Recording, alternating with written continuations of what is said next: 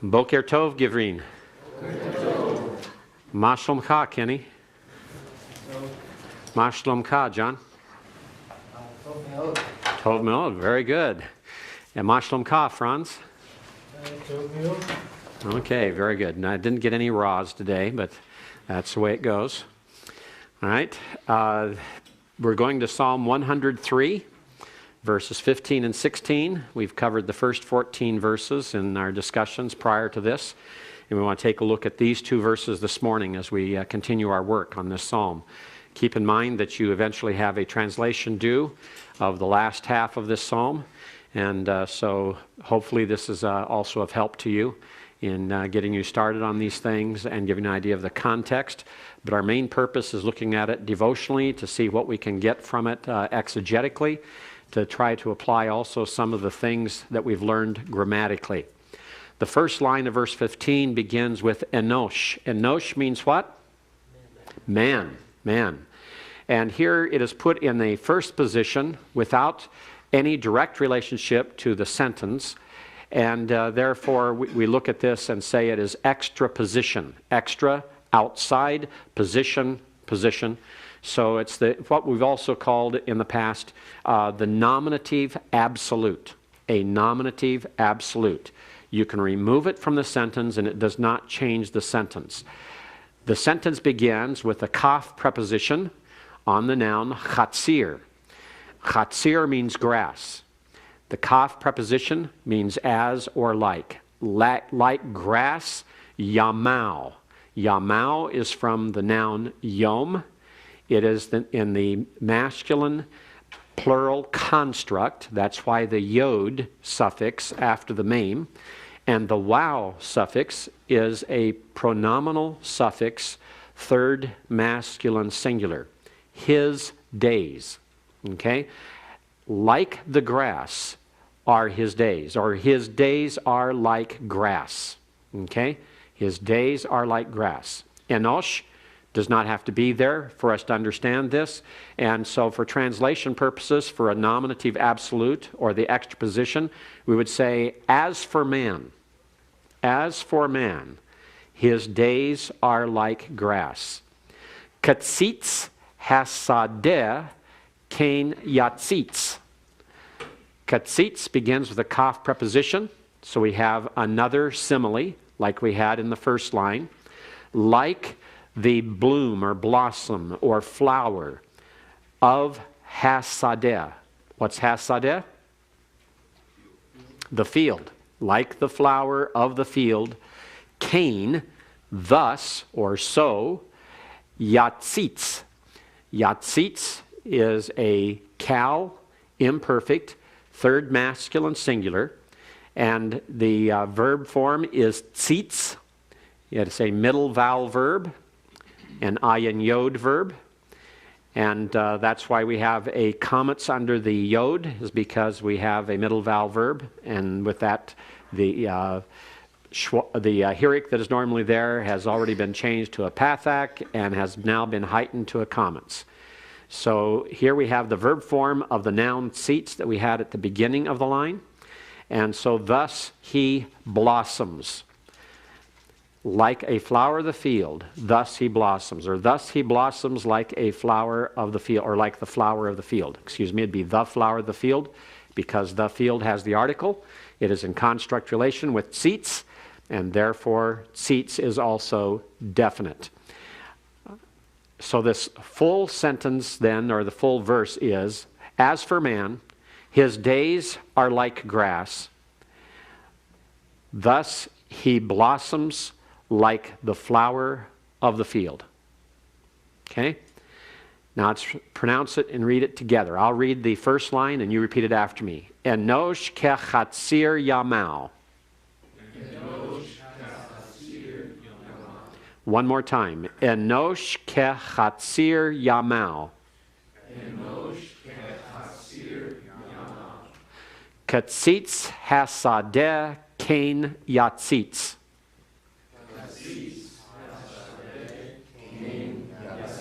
One more time. Katzitz hasadeh kain yatzitz.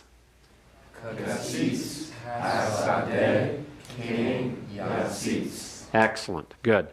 When I listen for your pronunciation, I noticed that some of you are pronouncing the seen in hasadeh as a sheen. That's why I have you repeat it.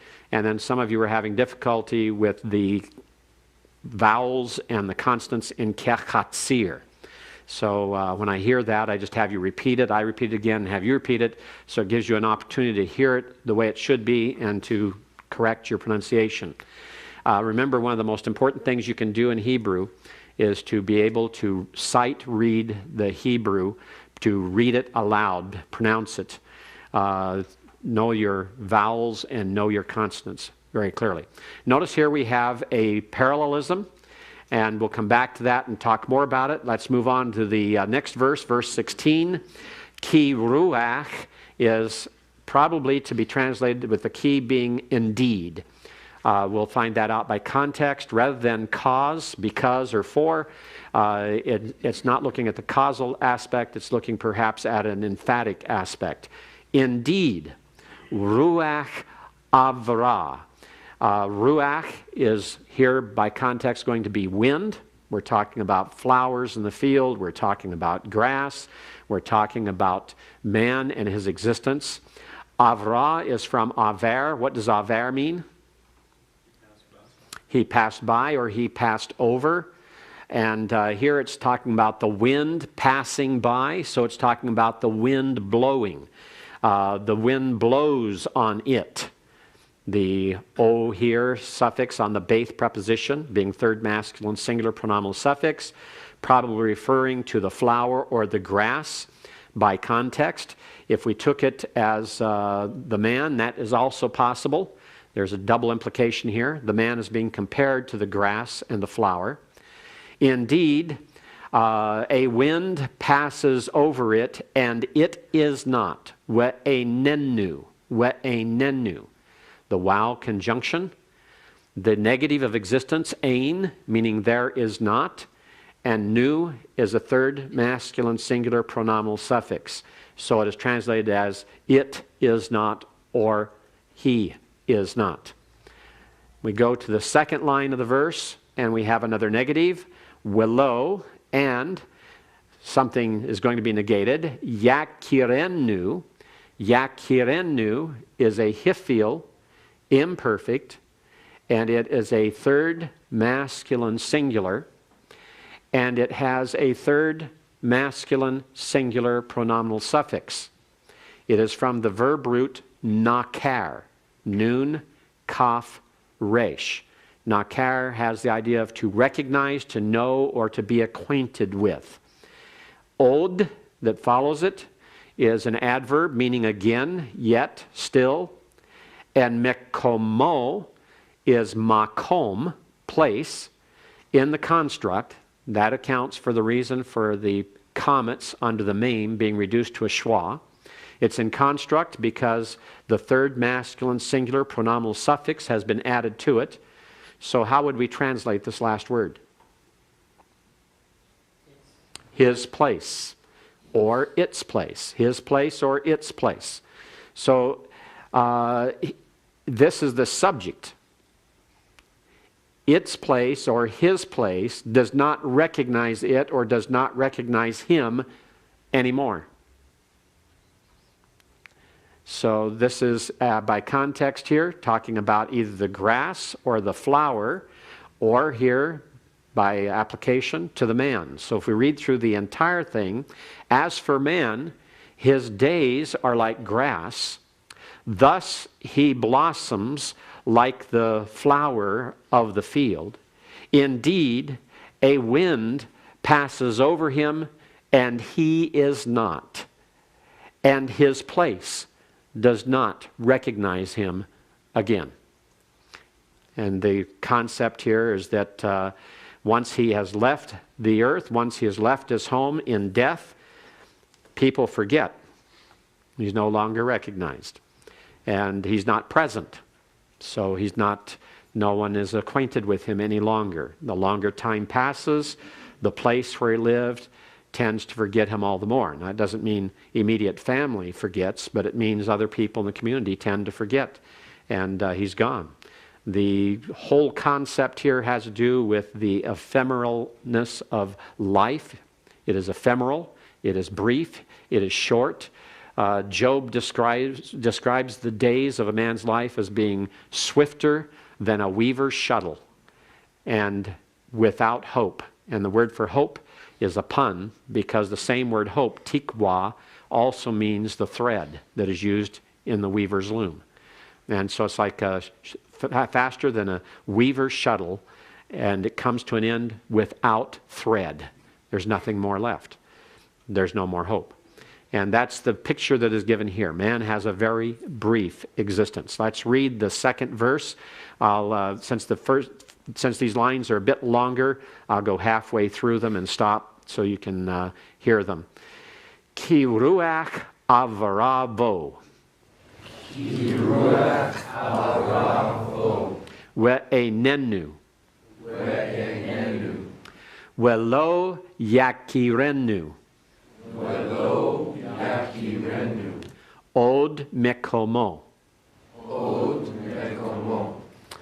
Now, let's talk about a little bit more of the exegesis, a little bit more of the grammar and the literary devices that are found here. We already identified enosh as extraposition. It's the idea of a nominative absolute. It is utilized in order to focus the attention. It is utilized for emphasis. As for man. As for a man here, because enosh is not used of mankind generally. So as for a man, as for a human being, and then we have that is represented here by the X I've given up there in the diagram on the left-hand side. And the A parts are the similes. Like grass and like the flower of the field are parallel to each other. Yamau does not parallel to Cain Yatzitz. Therefore, Yamau is given as element B, and element C is Cain Yatzitz. So we have a type of terrace parallelism, where the second line picks up a similar concept from something in the first line, but progresses in the argumentation, progresses in the depiction that's going on. And so the first line talks about the element of the man's days, and the second talks about the idea of how a flower and how the man, like a flower, just blossoms. And the implication of that is a flower in the field blossoms, but how long does it last? It does not last long. Some flowers last just a day. Some flowers last maybe a week. Some flowers last a bit longer, but they all come to an end and fairly quickly and wilt and fall, and the petals fall from them, and they're no longer there. You wait for the following year for them to blossom again. And so these elements show an advancement in the development of these two lines. They are still parallelism, poetic parallelism. There's a parallelism of thought. They're both talking about the same subject matter. They're both talking about the shortness of man's life. They both use a simile by means of the kaf preposition in order to compare man, and both compare man's existence to plants, wild plants, the grass and the flower of the field, the wild flower, you could say here, wild flower, because sadeh also has the idea idiomatically of a wild creature or a wild thing or a wild plant. When we have hayat, hasadeh, living creature of the field, it means a wild animal rather than a domestic animal. And it's talking about a wild flower. So it's kind of like when the time for the California poppies to blossom occurs up in the Antelope Valley. It's going to blossom, but it's not going to last long. If you don't get up there during the week or two in which they're blossoming, then you miss it until the following year. And that's the simile that is utilized here to describe the brevity of man's life. Then we move down to the next verse, verse 16. The key is what we would call an anacrusis. We have also an anacrusis, a key used in verse 11 the same way. It's emphatic. It's not to subordinate verse 16 to verse 15 to say because. It's merely to further the picture of the ephemeral nature of man's existence, and it's to add to that something having to do with these flowers and this grass. And when we have the Santa Ana winds blow here, what happens to the grass? It dries out. What happens to the flowers? The petals get blown off. They dry out as well. And those beautiful blossoms on the trees fall to the ground. They're blown off of the trees. And as the wind causes that change in the existence of the flowers and of the grass, so also it changes the existence of man. The wind has been chosen here as an element to use because of the fact it's everywhere present. Everyone's familiar with it. And it also itself, it depicts the ephemeral nature of man's existence. It's just like a wind that you hardly feel, and it blows, and then it's gone. And in the book of Ecclesiastes, man in his existence is compared to the wind. And so here we have the same thing, except the wind is an instrument of causing his brief existence. And then the key here to show the parallelism that we have here, you have the X element in the anacrusis. You have the A element is the wind. The B element is the verbal activity and the object of that activity. And then you have the C element is the negative, and he is not. The second line begins with the negative. Welo continues with the verbal concept accompanied with the object of that concept and a adverbial. And then you have the A is the subject of that verb. The previous line had the subject of the verb placed first. In this line, the subject of the verb is placed last. Notice that what we have is a chiasm, a chiastic arrangement. It has been inverted in order. You have subject, verb, and modifier, followed by the negative. And in the next line, you start with that negative, go to the verb and its adverbial modifier, and then finally the subject. So what does that mean in this chiasm? What is the focus in the chiasm?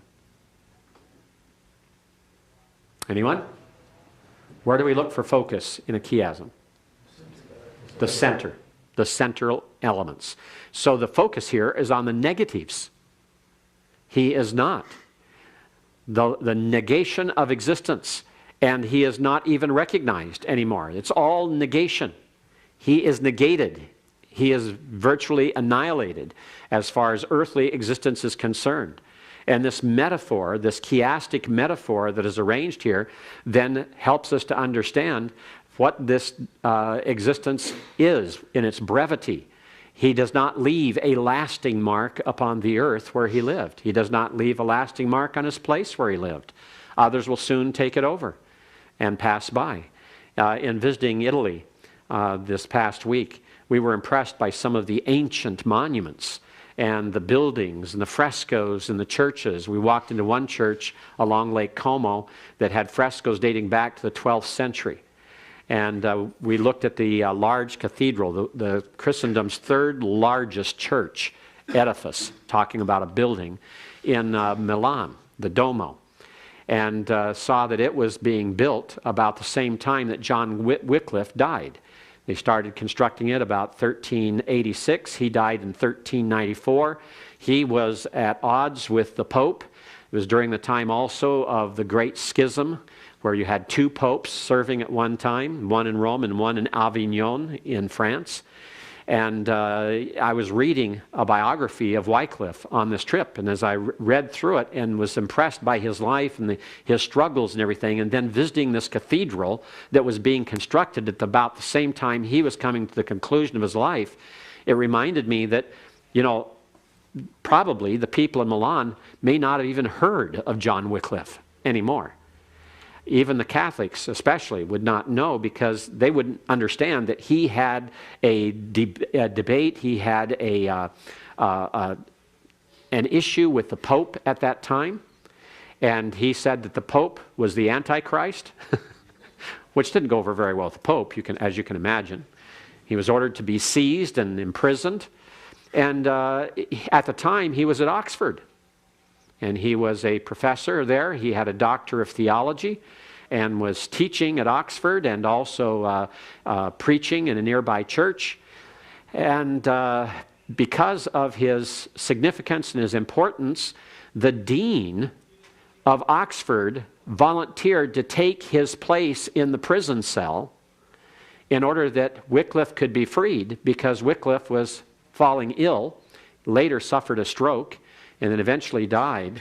And here the Dean of Oxford took his place in jail. But if you were to go to the Oxford camps today, how many people would you find who would remember or know who Wycliffe is?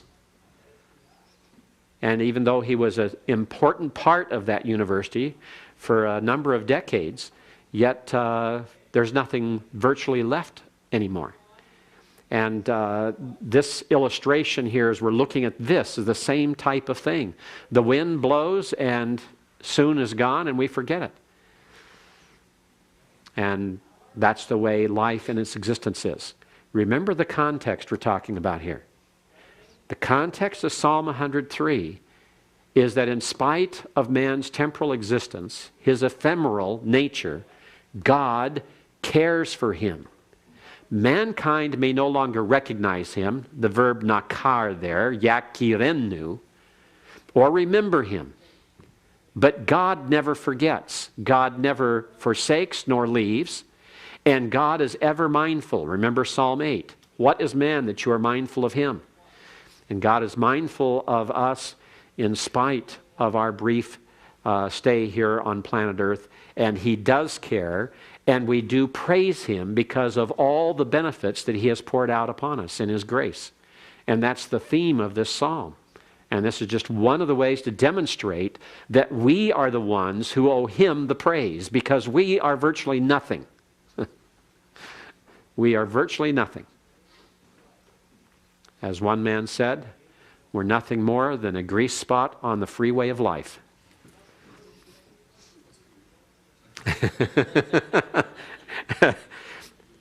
My response to that is, do you mean we're just roadkill? But that puts everything in perspective, and we have to remember that. The humility that this breeds in us to realize this and to understand it makes it all the more necessary that we praise God as we ought. All right, the next thing I want to do before we come back to Ruth is to talk about the matter of concordances, and I've brought some with me. The first thing I want us to do is to take a look at the concordance of Avram Evan Shoshan. We're going to look at two words. We're going to look at the verb for reject, ma'as, mem, aleph, samik. You can see that in Evan Shoshan, the entry is marked by the cal perfect third masculine singular for regular verbs. It'll be marked by the infinitive construct of middle vowel verbs, the same as in the lexicon. And it will be in the same order as lexicon, except Evan Shoshan begins at the back of the book. It comes forward from right to left, as most Hebrew books do, just as your Hebrew Bible does. So you have to remember to look it up in that order. To start at the back of the lexicon where aleph is, and move to the front of the lexicon, what we consider the front of the lexicon, where the tau is. And as we look at this, on the entry, first of all, it lets us know that it is a cal and a perfect form of the verb, and that it means to reject or to not be pleased with someone. That's what lo ratza bo is there. And it indicates that this is the meaning through that which is listed in numbers 1 through 71. And that's in the cal. And then it moves to the nifal, nim-as, in the second part, and tells us it means to be abandoned, or that which is to be rejected. And it's numbers 72 to 76 in the list. So that tells us right away that there are 76 occurrences of the verb ma'as in the Hebrew Bible, according to the listing of Evan Shoshan. That's one of the wonderful things about the way he lists it.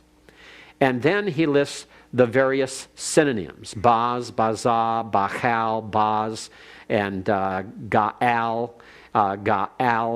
and la'ag, katz, shikutz, ti'ev. And then he gives phrases. Ma'as followed by the direct object marker. Ma'as followed by the beth preposition. And then where you have kesef, nim'as, ma'as, which has the idea of rejected silver. Rejected silver. In other words, silver that has not been refined is what it will be in. So he also lists the numbers of the occurrences that have those types of collocations of terms. And then he begins listing. And the first ones, number 1 and number 2, are ma'os. Ma'os is the cal infinitive absolute.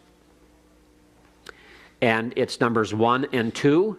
He gives a line, ma'os bara ubachor batov, rejected with regard to evil, but accepted or chosen with regard to good. Yeshayahu, Isaiah, and the Zion, that is chapter 7, verses 15 and 16. And going on to the third occurrence, ki'im ma'oz me'astanu, there we have a P-I-C-I-A twin, the cal infinitive absolute, followed by the cal perfect second masculine singular of ma'as. This is found in Akah. Akah is Lamentations. Lamentations, chapter 5, verse 22. And then number 4 moves to a hey that is interrogative, an interrogative hey on ma'os.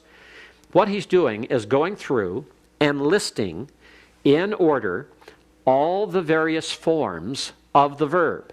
And he tells you here then there's only one infinitive absolute with an interrogative hey in all of Scripture.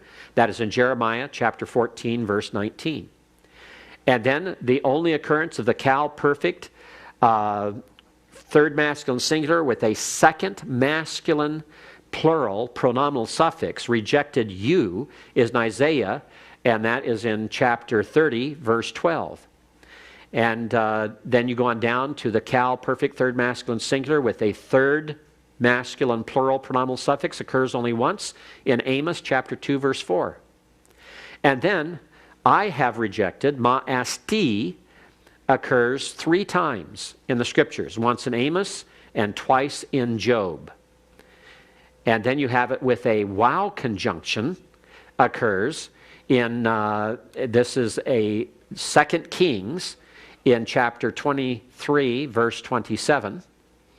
And the first common singular verb with a second masculine singular pronominal suffix, I rejected you, is found in Isaiah in chapter 31, or except for chapter 41, verse 9.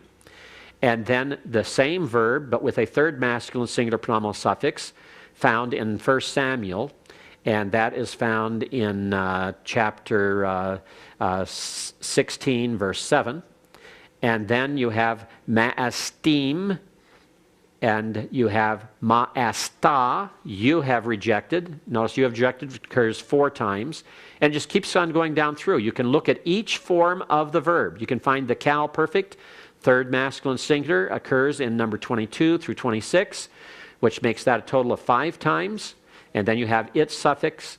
And then you have the cal perfect second masculine plural, and then the cal perfect third common plural.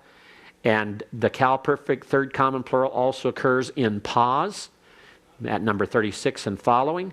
You just keep reading on down through the whole thing, and eventually you get to the end of the entries, and there's number 76 that tells you that was what we read at the beginning. There were 76, and they're all numbered, all 76.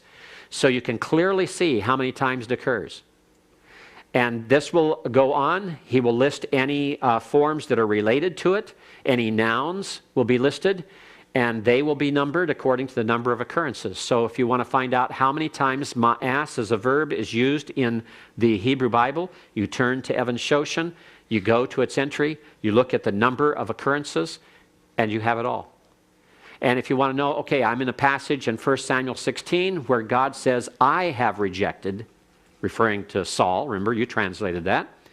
And you want to find out how many times that verb form as a cal perfect first common singular occurs, he gives all of them in order. And you can find out how many of them had pronominal suffixes on them, how many of them had a wow conjunction on them, and you can give a full reference. And also, you can look through and find out where the distribution is. How many of these are found in Job? How many occurrences are found in 1 Samuel? How many occurrences are found in Amos? And so you can find clusters. Now the clustering task is more difficult with this kind of concordance, because this concordance doesn't give it in order of occurrence in Scripture. It gives it by form. All right, it's arranged by form. And so it has its own particular advantage. And that is what is involved there, is the advantage of the form. Now, let me go to the next one, which is Mashach. He anointed. Now, you'll notice something else that can prove to be a little bit daunting about Evan Shoshan. That is, there's virtually no English. All right? Now, there has been a revision of Evan Shoshan that I could have brought in, but I have it at home. I keep one at home and I keep one here because this is the very best concordance, in my opinion, to have. And it's also far more inexpensive in relationship to the other two concordances. You pay a lot more for them than you do for this one. And they have their own drawbacks, and some of them are very difficult as well. But the new edition of this concordance puts the book names in English and the chapter numbers in English instead of using the Hebrew. But they still have not translated the meanings that you have up here at the top. On Mashach, you have here, and we're told here that it is also found in Aramaic, and it has to do with anointing with oil. And it comes down here and talks about the one Aramaic occurrence is in Ezra chapter 7 verse 22, and then it proceeds down with the Hebrew and goes through all of its occurrences, goes through the various phraseologies. To anoint with oil is found 16 times, and to anoint Aaron is found twice. To be anointed from God once, number 22.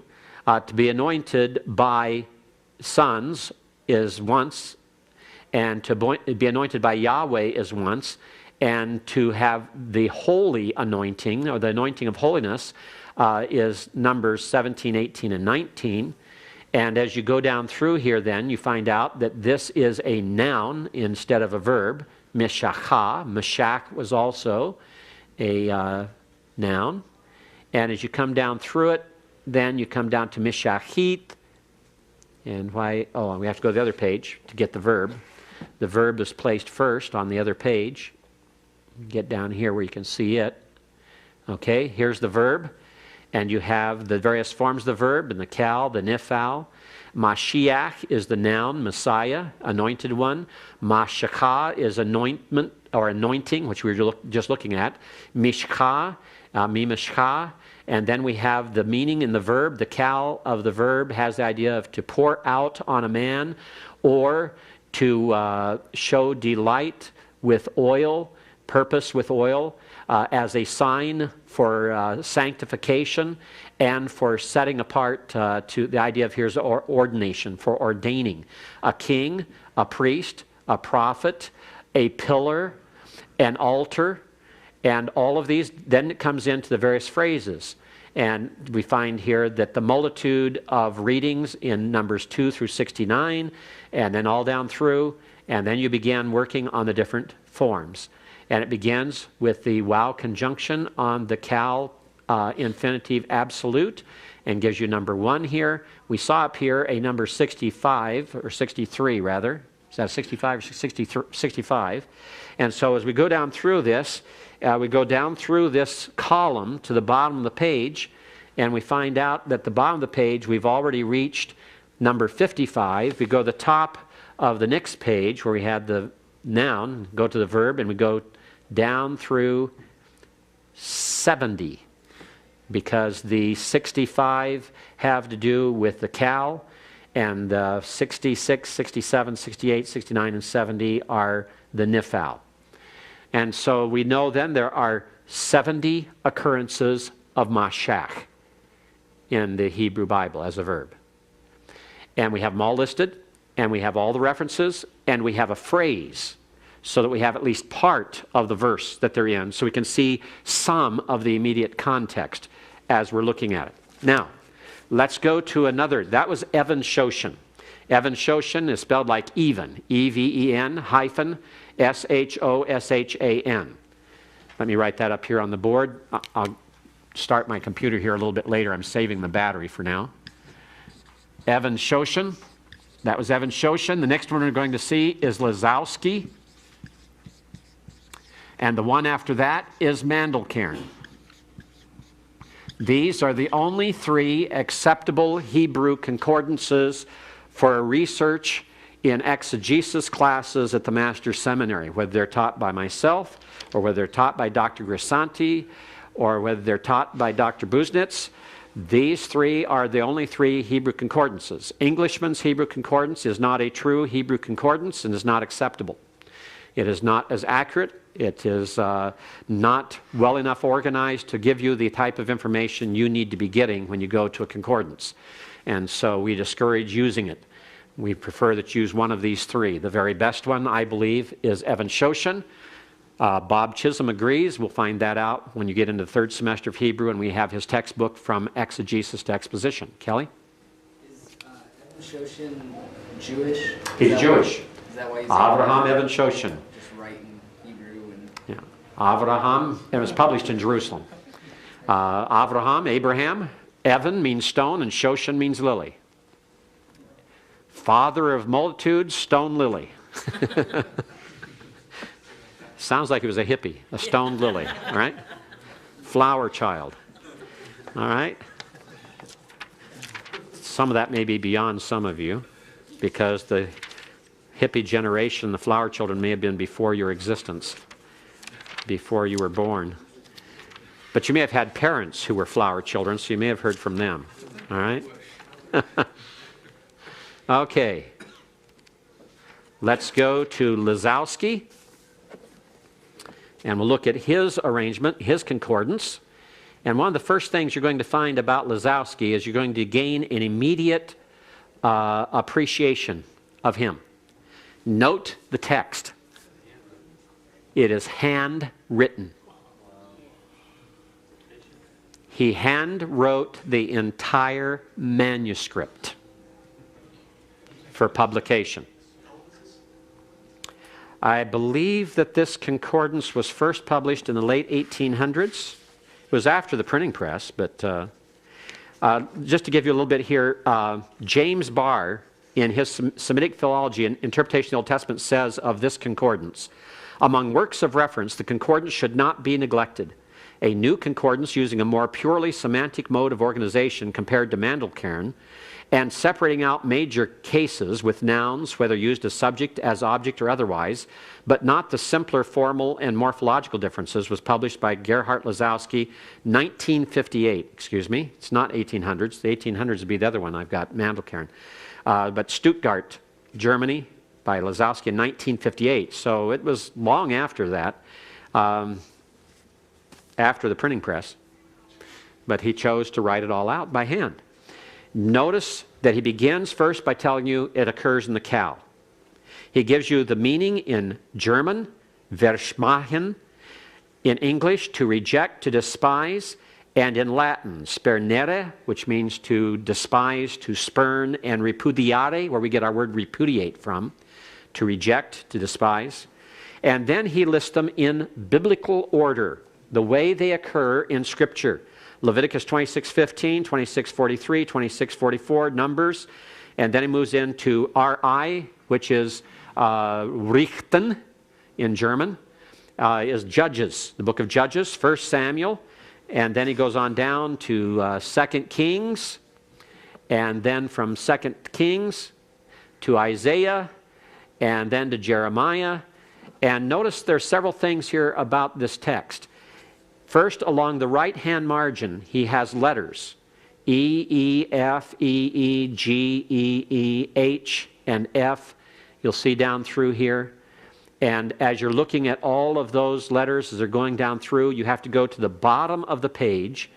And at the bottom of the page, when we look for E, we find here that the E has here of Yahweh and sons of something here. And then you have the same thing for F, and you have Gaal listed, which is a synonym. Shaul is Saul, so Saul is here the subject or object of the reference, and sinners or sins, and a people. And so we have identified for us either the antecedent of a pronominal suffix or the antecedent of the subject of the verb or the object. And then, in addition, as we move further through this, and by the way, his begins from the front, as we normally look at an English book. And so the Hebrew order starts the aleph in the front and the left and moves left to right and goes through, so you have to go that way. So you go to the right-hand page to find the remainder, and you have up at the top of the page, you still informed you're in the verb ma'as, and you have Jeremiah, and you keep coming down through to Ezekiel and Hosea and Amos and Psalms and Job, and you keep going on down through it until finally you get down to Threnni, which is Lamentations, and then the Nifal, verworfen werden, to be rejected. To be rejected, the English, sperni, to be spurned, to be rejected, to be repudiated in the Latin. And then he goes through and gives you the list of these references as well as those. And then he gives a root 2 of ma'as that has the idea of to dissolve, so it's a totally different meaning. So you want to stop there and just look at the first one. But notice there's no numbers. You have to look at all of these, you have to count by hand all the occurrences, and you have to make certain that there aren't more than one occurrence within a verse that you've skipped over. And again, he gives a part of the context for it, so you can see it, but you have to watch very carefully as you count. And so as you count through it, you might end up with a different number than what you would find elsewhere. Okay, now let's look at Mashach. Yes? Well, why is it critical, other than just general knowledge, to know how many times a word is used? I mean, how often would we be... Okay, I'll answer that in a few minutes. Okay? As we're looking at Mashach, remember here when we looked at Ma'as, and we went through it and looked at all that is said about it, here's where we come to find the clusters. How often is it found in Ezekiel? How often is it found in Leviticus chapter 26? Which ought to be very important to you because that was your instructor's doctoral dissertation, was Leviticus chapter 26. And you go through and you can see where the clusters are, what occurs, how often it occurs, which books use it the most, which writers use it the most. That was not easy to find in Evan Shoshan. It's easier to find here. This has its benefits. It may have its difficulties, like having to count the occurrences for yourself. And then we go to Mashach, and on Mashach, we begin with the kal, bestreichen, salben, to smear or to anoint, ilinire, which has the idea of to smear something on, ungere is the idea of to anoint in the Latin. And then it goes down through all of the occurrences, again, all clustered to where we can see them, and eventually comes over to where we have the nifal, gesalbt werden, to be anointed, and the ungui in the Latin, meaning the same thing. And you see that in the nifal there are only 5 occurrences, and 4 of the 5 are in the Pentateuch. 3 of those in the Pentateuch are in the same chapter of the book of Numbers and are in a list of offerings and things offered for the dedication of the tabernacle. So as you go through, you can see all of those and find out what's involved. Let's go to the other lexicon, and then I'll be answering some of your questions like what Scott had on what's significance of counting these occurrences and why would we want to know the number of occurrences of something. Yes? On that, Lazowski's concordance, Two questions. One, are there mistakes in there since it was handwritten? Like if people found Very few. very few? Very, very few. And then how did he do that? Just sat down and wrote it out by hand. But I mean, did he His have pen. just like papers of notes that he Yes. just distilled into? That's right. He just took a calligraphy pen and. And took a calligraphy pen and began to write out all of his notes. He probably originally had them on cards, file cards, where he would record all occurrences and have them all arranged in a file drawer of 3x5 cards or 4x6 cards, and then would go through and do it, just like the original Oxford English Dictionary was done in a card file. Was he also a rabbi? Lazowski was not a rabbi. No. He was a professor of Hebrew in Germany. Yes? If this was in the 50s, why would he do that? I mean, For the same reason, for example, I'm doing a very key reference work called a lexical and a linguistic and exegetical key to the Hebrew Bible. Kregel, the publisher, does not want to mess around with a Hebrew font. I'm insisting that it must have and use the Hebrew font. They see the wisdom of that. They are not going to typeset it, so I'm doing my own typesetting. In 1958, there were no computers. In 1958, there were no Selectric typewriters that had a Hebrew font on them. So if you're going to do Hebrew, you either had to have a Hebrew typewriter from Israel, which were very rudimentary at that time, or you just had to write it out by hand. And so when the publisher said, we're not going to go to the expense of cutting out a new typeface and making all these new lead typefaces to publish this, he then had to write it out by hand. And then they would photograph it and make their plates from the photographs. Okay?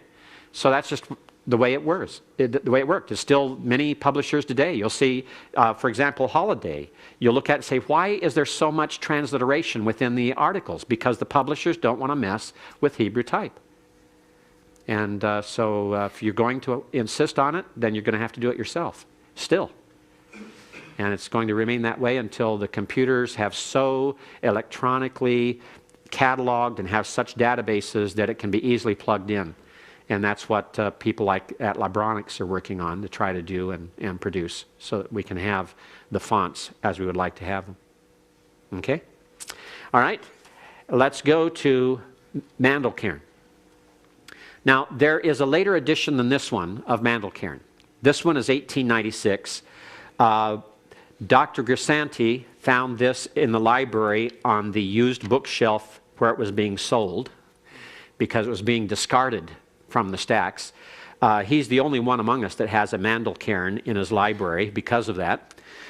It's so expensive. We don't like to buy the expensive things, especially if we're not going to use them that much. He uses Lazowski and Evan Shoshin and has them and prefers to use them as opposed to using Mandelkern. And you can see why in the copy of Mandelkern he has. He still doesn't use it much. He ends up going to the library to get the one that's in English. Because you notice here what happens.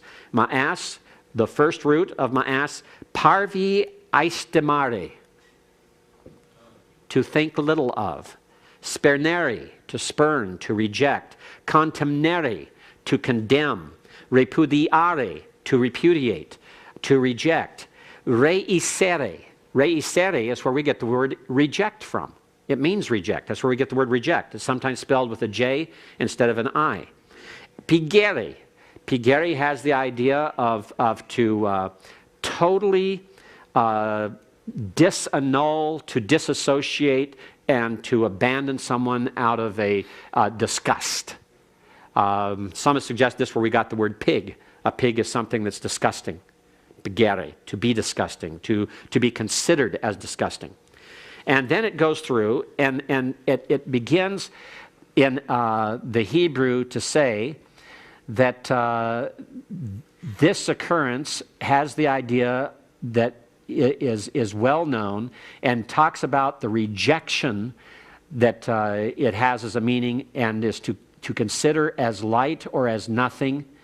And then it goes down through and begins some of the occurrences and then lists them by form. Me'asam with a suffix in Psalm 53:6. That's the Cal perfect third masculine singular with a third masculine plural pronominal suffix. Ma'asta. Notice what he's done Mandel-Karen has listed them in alphabetical order, the forms in alphabetical order. And then he gives the references. And he gives a parsing. This is the second person perfect. You have to know it's second person singular when you look at the ta ending. And goes on down through all of them. Now, in the later edition, the Latin has been changed to English. And in the later edition, some of them actually give the excerpt from the line by line, so you can go through and see them. They're arranged by form, the same as Evan Shoshan, but not numbered like Evan Shoshan's. And it just goes on down through and deals with them. And let's look at that's Ma'as. And you see here, on this edition, you'd have to count them all. And in Mandel-Karen, you have to count them yourself. He doesn't count them for you. And then for Mashach,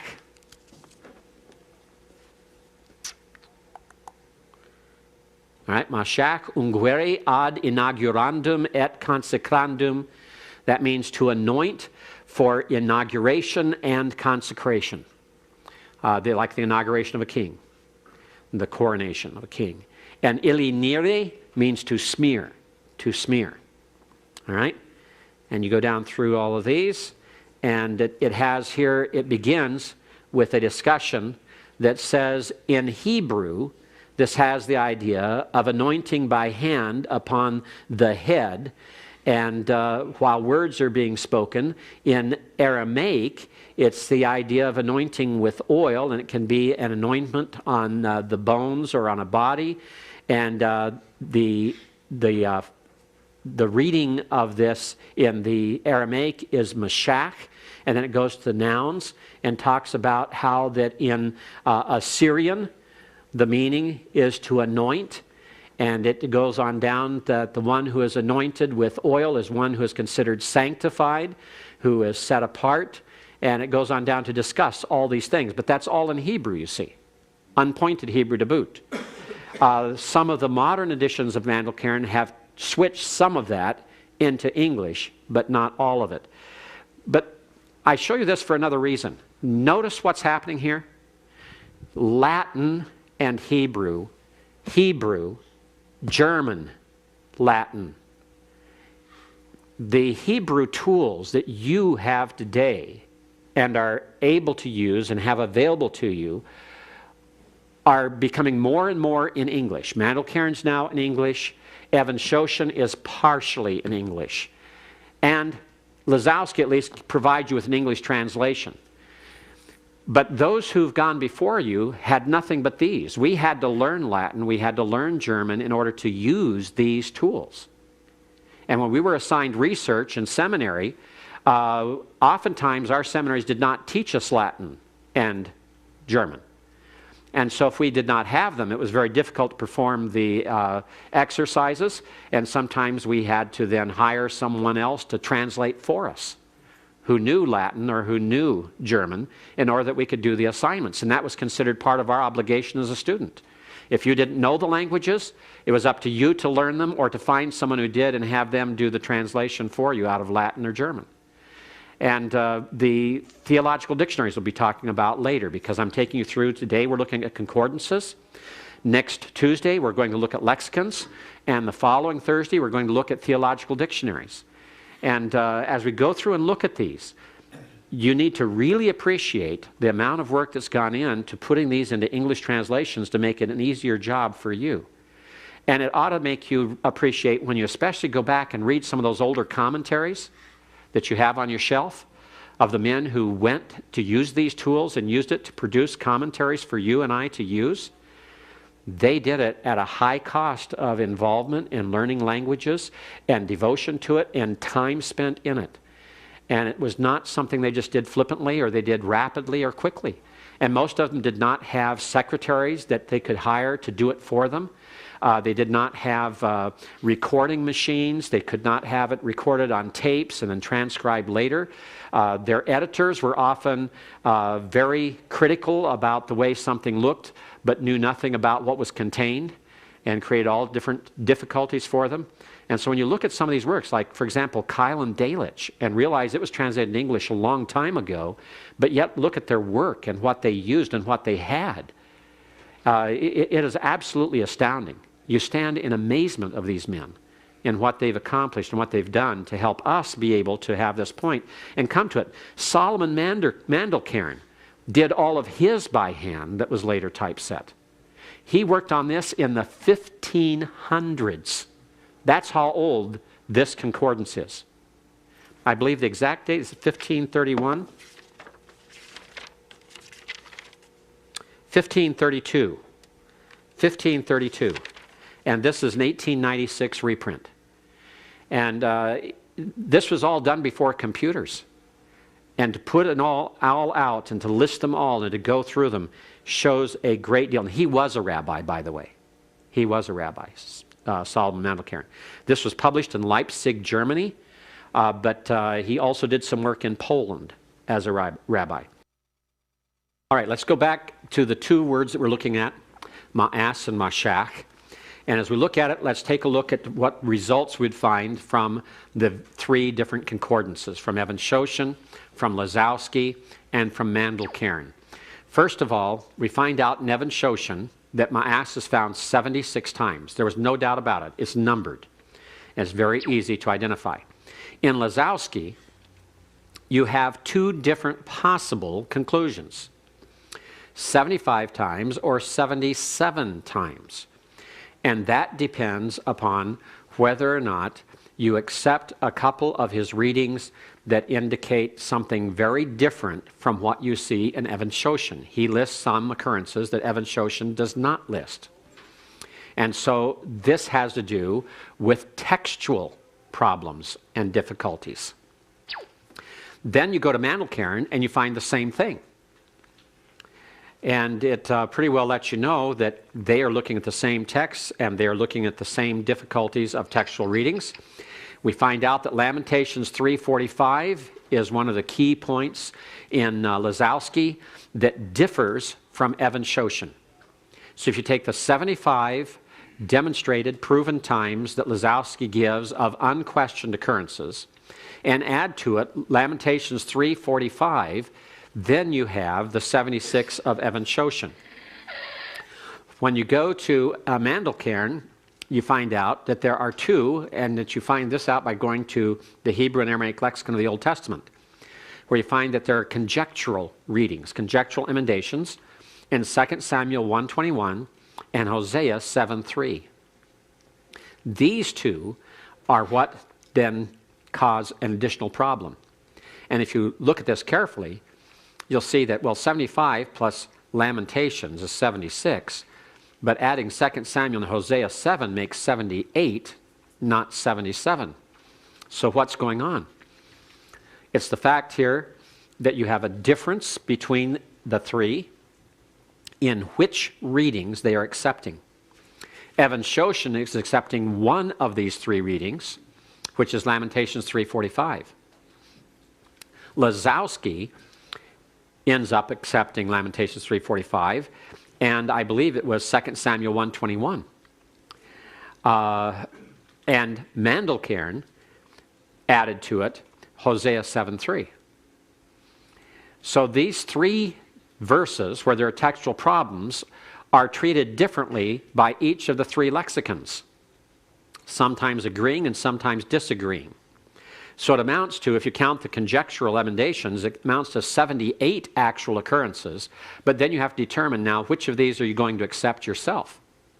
And this is why we count the occurrences, because we want to find out if there is a difference in the lists. The only other way is to go through with the lexicons open, or the concordances open, and to look for each reference one by one, one by one, one by one. Well, the simplest way to find out if there's a difference is to count first. And then if there is a statistical difference, then you know to go back through and look for where that difference occurs. And sometimes another reference, like a Hebrew lexicon, like Kohler and Baumgartner's Hebrew and Aramaic lexicon of the Old Testament, can provide that source for you to identify what's going on. It also helps you to decide statistically whether or not the form you're dealing with exegetically is common or uncommon. How often is the verb ma'as used with God as the subject as opposed to man? How often is it in the first person? How often is it in a declaration of rejection, like I have rejected Saul from being king? Those can be exegetically significant. If those are overwhelming in their occurrence, then it shows something very special about that word and how it's used, and what types of context it's used in, and what types of situations it fits. And if it's rare in a certain context, and perhaps it has a different meaning in that context, then you look at the overall reference to see that it is relatively rare. And what about if it's in the nifal? How many times does it occur in the nifal? How many times in the kal? In both of these verbs, we found a few times in the nifal, and mainly in the kal. And so if we find it in the nifal, that is an unusual use. And we want to find out, okay, why was the nifal chosen? What is there special about the nifal that required the writer to use it here? Is it just a passive, or is it possible a middle or reflexive type of concept? What's going on with it? So statistics by themselves are of absolutely no use. But if utilized to help us to uncover and to analyze and to discern the different types of usages in various contexts in various ways, and whether or not something is frequent or infrequent, helps us to better understand the word, so we pay attention to it. It's the same as we do when we do a statistical analysis of the student body. How many are below the age of 30? How many are above the age of 30? How many are single? How many are married? How many are married and have children? How many went to a Bible college or Christian institution before coming here? How many to a secular institution? What is the use of those statistics? Just by itself to say 77 students out of 355 do such and such doesn't mean anything unless we look at the entire picture and unless we have a means of analyzing what significance that fact might provide. And it's the same here. But you need to find those statistics so that you can look at them. Now, when we come back a week from now and talk about theological dictionaries of the Old Testament, I will show you a theological dictionary that provides you with statistical charts for its words that will help you to analyze. And they go through and also talk about the statistical analysis and what it might mean. So as you pay attention to those things, make certain that you do this. Remember, you have an assignment coming up. A word study of the verb sha'an. And that is due before the end of the semester. I believe that according to our syllabus,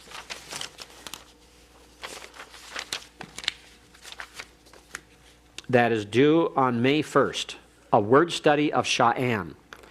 And for that word study of sha'an, one of the things you want to do is make certain that you have used one or more of these concordances to derive a statistical analysis or a statistical look at the usage of sha'an. I specifically chose a word that's not used a great number of times so that you're not going to spend late hours going over the material. But I would, if I were you, I would even begin now, when you have a few moments in the library, to go pull down one of the concordances and look it up, and either photocopy it so you can take it home with you and have it there to look at, well, no matter what you're doing, as you go back and you write up this word study, or jot down all the information. Do something of that nature. On Mashak, oh, by the way, one year when I gave an assignment on Ma'as and Mashak to the students in the class, the Hebrew class, like I'm giving it to you for Sha'an, I have to turn over here. Those numbers at the top up there, up the upper right, are the numbers that I received back from students for the numbers of occurrences of Ma'as based upon their research. 69, 73, 74, and 75. Only one of those numbers matches what the lexicons or the concordances say. How did they get these numbers? Where did they get them? How did they get them? Some of them got them by means of using computer software. That tells you something about computer software. Garbage in, garbage out. If you don't look for the right thing and interpret the statistics on your computer correctly, you'll end up with wrong numbers. 69 to 75, and only 75 is close. And it's the only one that can be given. 76, 75, and 77 are the only ones legitimate from the lexicons. On Mashak, 70 times Evan Shoshin says Mashak is used, 69 times Lazowski, 70 times Mandelkern, and so that one difference is Exodus 29:29. Lazowski leaves it out. He does not accept it as a legitimate reading. So these help us as we go through and look at them to try to find out what's happening and what's going on. My students back then, these are the numbers they gave me. None of them are correct. 47? I couldn't understand where in the world that came from. 55? I almost think that in some of these they went to something like BDB and tried to count the number of verses that were referenced in the lexicon without realizing that lexicons don't list every occurrence unless there's a dagger after the entry. And so, you know, obviously they didn't use either one of these three lexicons to reach their statistical analysis of Mashak, anoint. Don't be that way. You use one of these concordances. I keep saying lexicon. One of these concordances to do it. Now, here is the data, the bibliographic entry for each of these three. There is the English title. Okay? And English information. And Kiryat Sefer, the publishing house, puts their title, their name, it means city of the book. Kiryat Sefer means city of the book. And it's put in double quotes. And so you put it in double quotes the same as they put it in double quotes. It's published in Jerusalem. Jerusalem's the only non-capital of a world major city that you don't supply a country with. Jerusalem. You have to supply countries with any city that is not a major world capital. So Stuttgart, you must supply Germany. Leipzig is the Latin given in Mandelkern, and that's actually Leipzig. That's the Latin for Leipzig, Germany. And the company there is Veit and Company, Veit et Compagnia.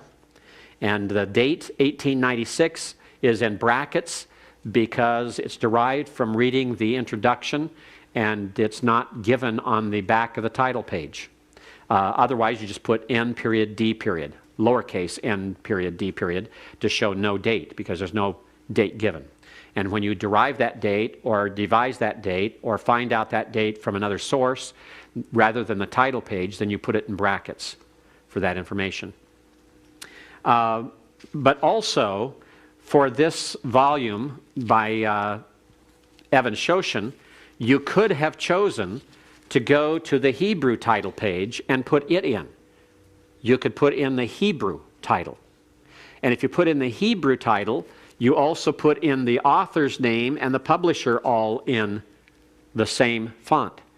And I chose here to go ahead and use the English for it rather than the Hebrew, but you could use the Hebrew for it, and it would be perfectly acceptable. Concordancia Chedashah. By the way, you'll see a lot of other words here. Thesaurus, the language of the Bible, Hebrew and Aramaic, roots, words, proper names, phrases, and synonyms. That's a subtitle. You don't need to put a subtitle for your books here. And probably the only time you'd be asked to give a subtitle in its full like that would be if you're doing a technical evaluation of different editions of Evan Shoshin, and then you'd give a subtitle, but you don't need to give a subtitle on it. On Lazowski's information is all given in Latin on one page and German on the other page. You use the German because it's published in Germany. And it says here, Zweite Auflage. That's the second edition. That's why I've indicated second edition. Editio Secunda in the Latin. And you also have all these other things that it's not only Concordance zum Hebräischen Alten Testament, but it's Nachdem von Paul Kahle in der Biblia Hebraica edited Rudolf Kittel besorgten Masoretischen Text, etc. That's all subtitle. And all that's telling you is that it is based upon the text edited by Paul Kahle in his edition of Biblia Hebraica that was originally edited by Rudolf Kittel of the Masoretic text. And then he goes on to talk also about Leonard Rost, who also helped him in the transcribing of the information and photographing of it. And then you have the other information. Notice the umlauts over the A in Hebräischen and over the U in Württembergische. Please include the umlauts. And those are very easily found by going to your character map that you have on your computer and look at the Times Roman font, and you'll see it there. You select it, copy it, and paste it into your text. It's very easy to find. And if you're used to using some of the other means of inserting those, you could use that as well. All right. And then we come to the Mandelkern, Solomon Mandelkern. His is all given in Latin. And it has a whole huge subtitle. Don't put that in, just put in the major title of it. He's also given it in Hebrew on the opposite page. So you could either record it in Hebrew or you could record it in the Latin. Both are acceptable. Like the English and the German are acceptable for Evan Shoshan, like the German and the Latin are acceptable for Lazowski. And when it comes to a city name, like Leipzig, you could change it to Leipzig if you wish. You could change it to Leipzig if you wish. Online, there's a Latin dictionary online, and there's a Latin place name list online where you can look up something like that and say, okay, I need a country for this. What in the world does Leipzig mean? So you just go to Google, type a plus, double quote, Leipzig, end double quote, search, and the first thing up will be a Latin place name lexicon online. Click on the one that says Leipzig, go into the chart, it says Leipzig is Leipzig, Germany, and you've got it done. Technically, for theses and dissertations, you have to leave the name the way it is on the title page of the city. So if you do something from Pontifical Biblical Institute, and if it's, it usually leaves it as Roma instead of Rome. And you're expected to leave it as it is on the title page for thesis and dissertation. For your regular research papers, go ahead and use Rome. No one's going to complain. All right? David? Is there a reason why there's a discrepancy between having the city name in Latin and the country name in English? Because the Germany is not listed in it at all. So we're supplying that. And if we put that in Germany in the Latin, you can do that. And actually, I suppose that this, if we're to be really careful about maintaining the accuracy of the record for the title page itself, we'd probably have to do it this way, putting it into a square bracket. Okay? Unless you want, and even if you were to put in there the Latin name of Germany, you would still have to put it in the square brackets because it's not included on the title page. Okay? Yes? You said that they consider certain verses illegitimate readings. Does that mean that word isn't used? Or No, the word is used there if you take a different reading of the text. In other words, there's textual variance. Textual variance. One manuscript will read it differently than another one. One will read Mashak and the other one will not. It'll read something else.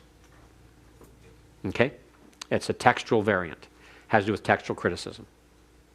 Okay? All right? Everyone clear on the three major lexicons and what are some of their advantages and disadvantages, background, history, things like that? Mandelkern's the oldest, and Lazowski is second, and Evan Shoshan's the most recent. Yes? When you say they're very expensive, or at least the Mandelkern, what is very expensive? The last time I checked on Mandelkern, it was well over $100. I don't know about you, but I consider that expensive. It's getting more expensive all the time, sir. Right. Evan Shoshan, I purchased this for $15. And let me tell you how this was done. I was in Grand Rapids, Michigan. I visited Kragel's outlet where they have all of their secondhand things, all things that had publishing problems, extra books they got, and everything else. They had 25 copies of Evan Shoshin that had printing problems. By printing problems, and I don't think this one has any in it, because I sat on the floor and went through all 25 editions page by page. Because at that price, I was not going to miss this opportunity. I spent 2 hours looking through the concordances there and trying to find the ones that had the least number of problems so I could get the best for my $15, because I'm very chintzy. And I sat there and went through the whole thing. My wife went on and looked at other things. And the only thing I could find in here was a couple pages where the print is a little bit faded and light. But some of the others, the pages would be bound at an angle. Or a couple of them were pieces of a page came out where it was not properly cut, or other things. And I just went through them until I finally found the right one and bought it for $15. Gentlemen, you can find books cheaply. Go to archives and you can get things cheaply. Go online and look for things. Go to eBay. Go to Amazon. Don't pay full price for anything today. That's wasting your money. Be good stewards. Get things as cheaply as you can, because you'll appreciate later. Interesting thing about this, the second copy I got, the new edition that has the English, was given to me by a fellow in Florida who was asking me to help read through and critique his Hebrew translation of the Greek New Testament. And so for helping him, he sent me multi-volumed Hebrew dictionaries, and also sent me a new copy of Evan Shoshin, which I now use at home. So I've only paid $15 for 2 concordances. And I think for Lazowski, usually put the price in here, Lazowski, when I bought it in 1976, that's 31 years ago, cost me then $37. Today, this is going to be expensive, if you can find it. All right? Yes? So which of these have editions that are currently still in print and which do not? Evan Shoshin's in print, Mandelkern is in print, and Lazowski's in print. All 3. All 3 are currently in print, available. Just depends on how much you're willing to pay. And if I were you, I'd do like Dr. Grisanti did. I've never bought Mandelkern because it's just so expensive, and I don't use it that much. He didn't either until he just ran across this downstairs in the library. Gentlemen, don't miss that. One of you could have got this instead of him. I think he paid $5 for this. $5. Walk through the library and take a look at the bookshelf there where they sell things. It's an amazing thing what you find there occasionally. You can find some valuable things. My wife never comes here without going there because she loves books. And she's our church librarian, and she's always watching for things. And Dr. Santi walked by there and found that for himself, and now he has that. He's the only Hebrew professor that has it right now on his shelf, even though it is the 1896 edition, all in Latin. All right? At least he's got it there. Okay? All right? Any other questions on concordances? Yes, John. Well, I was thinking you would talk a little bit about how computers relate to this, and what we have on our Bible works and stuff like that. Are there any tools there that are useful in this study? Okay. Yes, definitely. And you should use your software that you have to do searches for this word study on Cheyenne and compare what your software gives you statistically with what you find in these printed concordances. Yeah, I looked, Bible works gives you 76 for Maas and 74. All right, see, there's a 74 that creates a problem, doesn't it?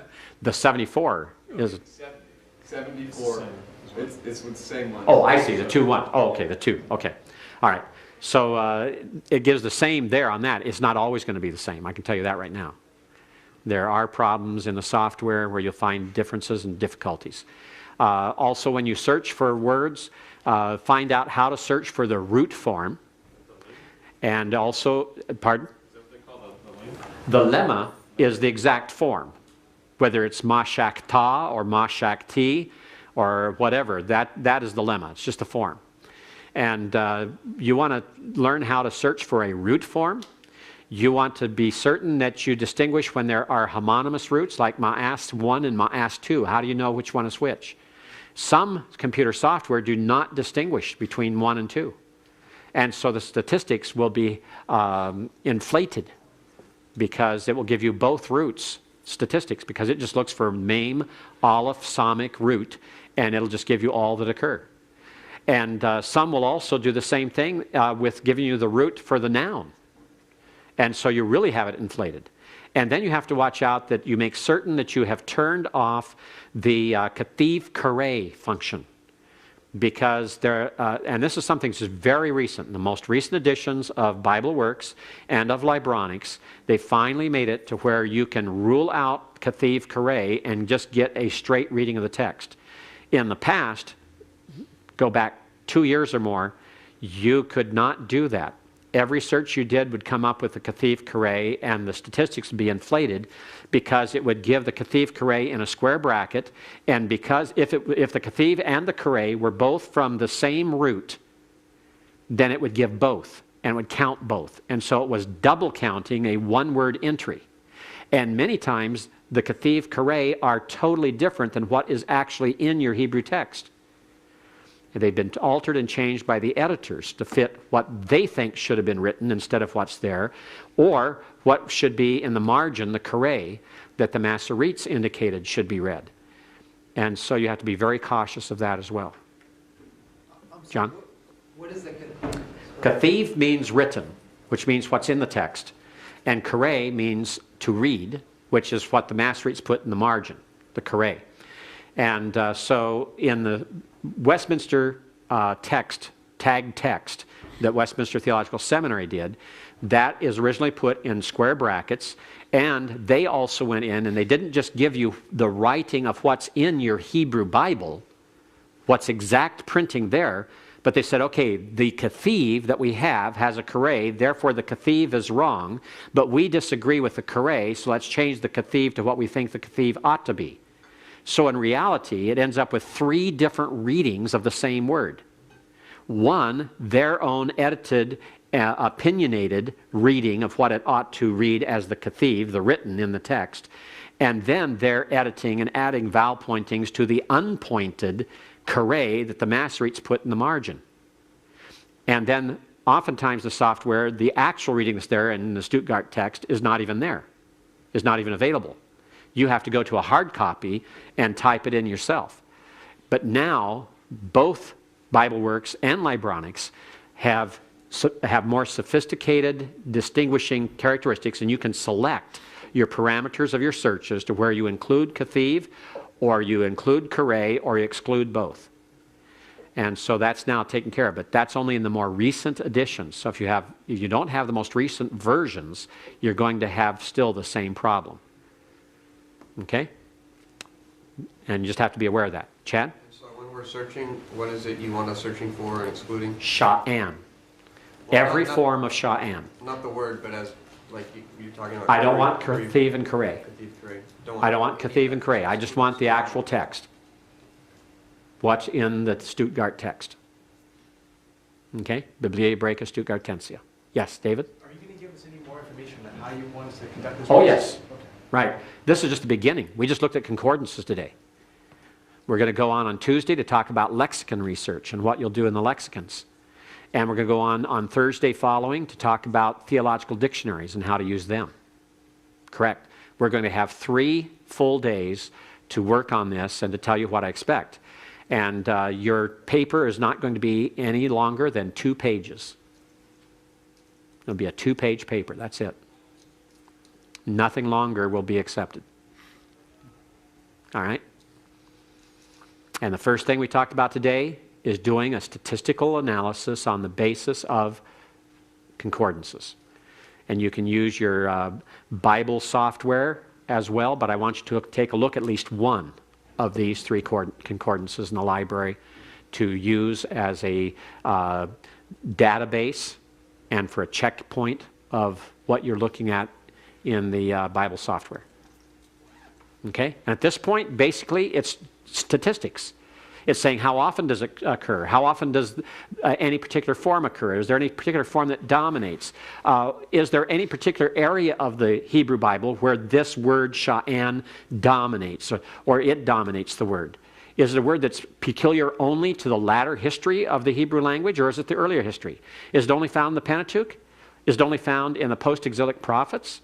Is it a word that's characteristic of Isaiah 90% of the time and used elsewhere the rest of the time? Those are significant factors that you need to understand on the word. That helps to give you an idea of the usage of the word, the time of the usage of the word, the setting of the usage of the word, and the type of context in which the word would be used, and the type of literature in which it is used. Is it wisdom literature? Is it prophetic literature? Is it narrative? Is it history? Is it wisdom literature? What kind of literature is it used in? And the concordance helps you to identify that.